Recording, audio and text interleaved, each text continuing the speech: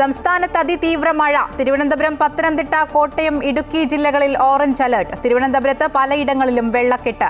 അരുവിക്കര ഡാമിന്റെ ഷട്ടറുകൾ ഉയർത്തി. ഇടുക്കി എഴുകും വയലിൽ ഉരുൾപൊട്ടൽ. 3 ഏക്കറോളം കൃഷിസ്ഥലം ഒലിച്ചുപോയി. പലയിടത്തും മഴക്കെടുതി രൂക്ഷം.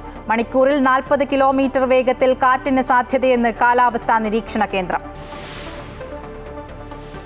NSSനെയും SNDPയെയും ഒപ്പം നിർത്താൻ സജീവ നീക്കങ്ങളുമായി BJPയും കോൺഗ്രസും. വെള്ളാപ്പള്ളിയെ വീട്ടിലെത്തിക്കണ്ട് വി മുരളീധരൻ. NSSുമായും SNDPയുമായും തർക്കങ്ങളില്ലെന്നും മതേതര മൂല്യങ്ങളെയും നിലപാടുകളെയും UDF വിറ്റ് കാശാക്കില്ലെന്നും VD സതീശൻ. മുഖ്യമന്ത്രി പിണറായി വിജയന് പെട്ടെന്നുള്ള അയ്യപ്പ ഭക്തി.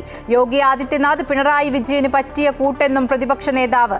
NSS ജനറൽ സെക്രട്ടറി സുകുമാരൻ നായർക്കെതിരെ പത്തനംതിട്ടയിൽ വീണ്ടും പ്രതിഷേധ ബാനർ. ഐക്യരാഷ്ട്രസഭയിൽ ലോകത്തെ അഭിസംബോധന ചെയ്ത് സദ്ഗുരു ശ്രീമാതാ അമൃതാനന്ദമയി ദേവി മലയാളത്തിൽ പ്രസംഗിച്ചതിന്റെ രജത ജൂബിലി ആഘോഷവേളയിൽ ആദരവുമായി സംസ്ഥാന സർക്കാർ. വൈകിട്ട് അമൃതപുരിയിലെ ചടങ്ങിൽ മന്ത്രിമാരായ സജി ചെറിയാനും KN ബാലഗോപാലും ചേർന്ന് അമ്മയെ ആദരിക്കും. അമ്മയുടെ 72ാം ജന്മദിനാഘോഷങ്ങൾക്കുള്ള ഒരുക്കങ്ങൾ അമൃതപുരി ക്യാമ്പസിൽ പൂർത്തിയായി. സ്വർണ്ണക്കടത്ത് കേസിൽ സർക്കാരിന് തിരിച്ചടി. ജുഡീഷ്യൽ കമ്മീഷനെ നിയമിക്കാനാകില്ലെന്ന് ഹൈക്കോടതി. നടപടി സ്റ്റേ ചെയ്ത സിംഗിൾ ബെഞ്ച് ഉത്തരവ് ഡിവിഷൻ ബെഞ്ച് ശരിവെച്ചു.